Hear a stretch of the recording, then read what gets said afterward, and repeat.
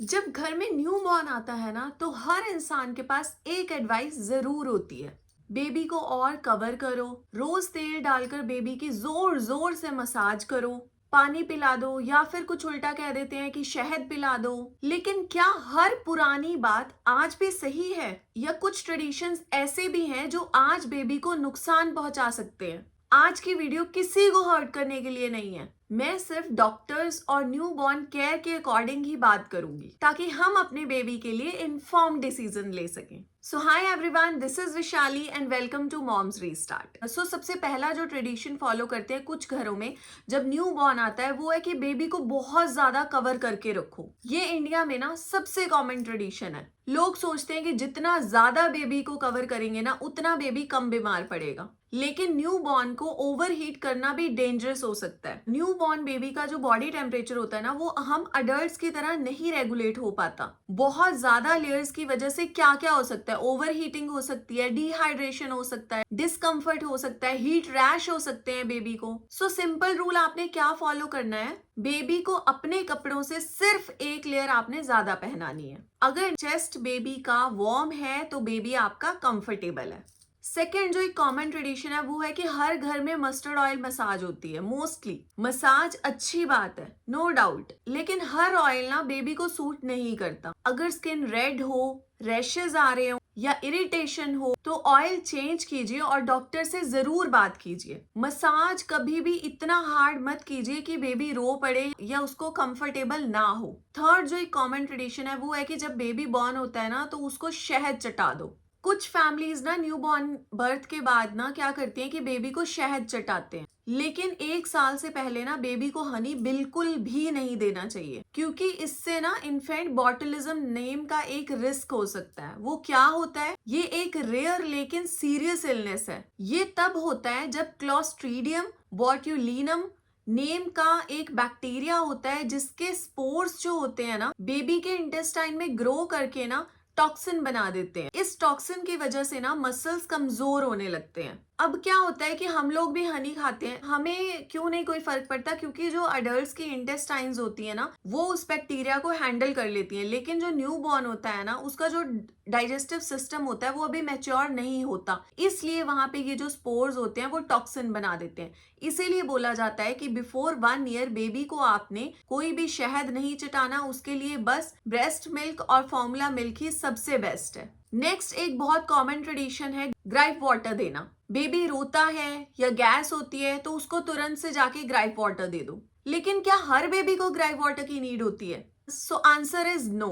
सबसे पहले ये समझिए कि ग्राइप वाटर ना कोई एसेंशियल मेडिसिन नहीं है, और ना ही हर बेबी की गैस या कॉलिक का परमानेंट सॉल्यूशन है। इसके जो इंग्रेडिएंट्स भी है ना वो अलग अलग ब्रांड्स में अलग अलग हो सकते हैं। इसलिए बिना पीडियाट्रिशियन या डॉक्टर की एडवाइस से ग्राइप वाटर बच्चे को देना सही नहीं है। कई बार बेबी भूख से रोता है, कई बार डायपर वेट होता है, कभी बेबी सिर्फ कडल चाहता है और हम बिना वजह ग्राइप वाटर दे देते। इसलिए पहले बेबी की रोने की वजह समझना बहुत जरूरी है। अगर फीडिंग में बहुत ज्यादा प्रॉब्लम हो रही है, बेबी बहुत ज्यादा रो रहा है, उसको बार बार गैस हो रही है, तो आपको अपने पीडियाट्रिशियन से जरूर बात करनी चाहिए।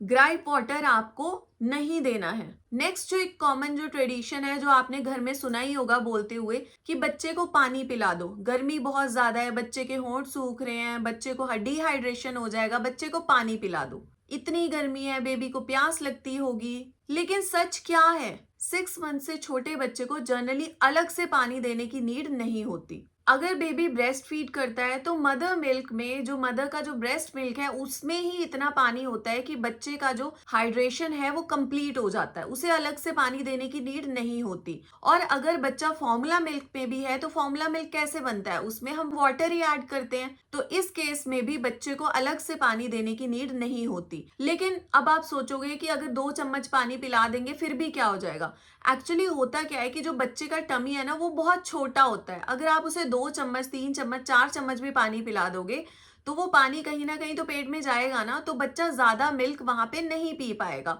और उसके जो एसेंशियल न्यूट्रिएंट्स है बच्चे के पेट में नहीं जाएंगे, जो कि उसके लिए बहुत जरूरी होते हैं। इसलिए बच्चे को 6 मंथ से पहले अलग से पानी देने की नीड नहीं होती।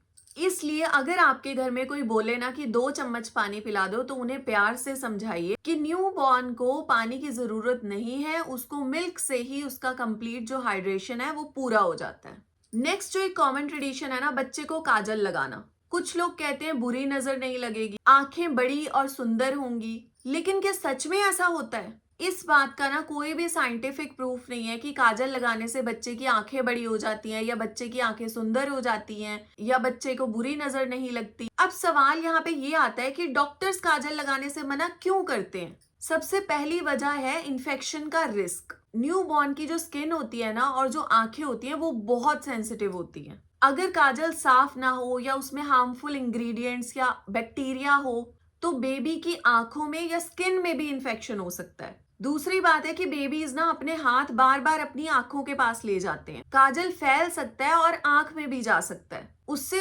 इरिटेशन हो सकती है। और कुछ ट्रेडिशनल और लोकल काजल में ना लेड जैसा एक हार्मफुल सब्सटेंस होता है जो बेबी के लिए बिल्कुल सेफ नहीं होता। इसलिए डॉक्टर्स न्यू बॉर्न की आंखों में या चेहरे पर जो काजल लगाने का बिल्कुल भी वहां पे एडवाइस नहीं करते। अगर आप बुरी नजर की वजह से बेबी को काजल लगाना चाहते हैं, तो उसकी जगह कोई ऐसा वे आउट अपना सकते हैं जिससे बेबी की स्किन और आंखों को कोई नुकसान ना हो। याद रखिए, न्यू बॉर्न की आंखें और स्किन बहुत ही ज्यादा डेलिकेट होती हैं, इसलिए उन्हें जितना नेचुरल और क्लीन रखोगे उतना ही बेटर होगा। नेक्स्ट एक कॉमन ट्रेडिशन है बच्चे को धूप दिखाना। बेबी को तेज धूप में बिठाना चाहिए, विटामिन डी मिल जाएगा। लेकिन सच क्या है? सुबह की जो हल्की धूप होती है ना वो कुछ सिचुएशंस में ठीक हो सकती है, लेकिन न्यू बॉर्न को तेज धूप में बिठाना बहुत देर तक सही नहीं है।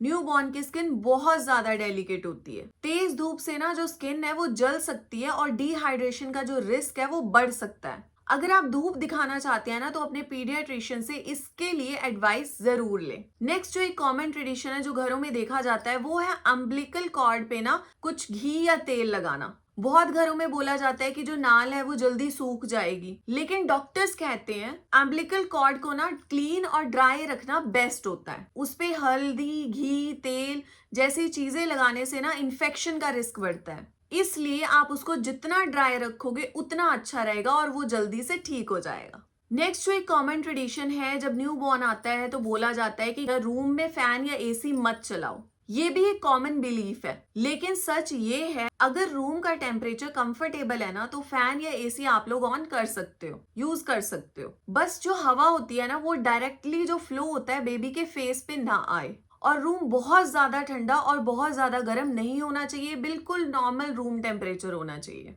जो लास्ट हमारा इस वीडियो में जो ट्रेडिशन है जो मैं आपको बताने जा रही हूँ वो है गुट्टी देना। जन्म गुट्टी भी बोला जाता है, शायद मुझे भी दी होगी मेरे पेरेंट्स ने, लेकिन आज के टाइम में डॉक्टर्स इसके लिए एडवाइस नहीं करते। बिफोर 6 मंथ्स आपने बेबी को कोई भी जन्म गुट्टी या ऐसे कोई हर्बल और ट्रेडिशनल जो लिक्विड है वो आपने नहीं देने। जन्म के बाद ना गुट्टी देने का एक रिवाज होता है, राइट? लेकिन न्यू बॉर्न को बिना डॉक्टर की एडवाइस से आपने ऐसा कोई भी लिक्विड नहीं देना है। 6 मंथ्स तक न्यू बॉर्न के लिए जो सबसे ज्यादा बेस्ट है वो है ब्रेस्ट मिल्क, और उसके बाद आता है फॉर्मूला मिल्क, अगर मदर का किसी वजह से ब्रेस्ट मिल्क अवेलेबल नहीं है।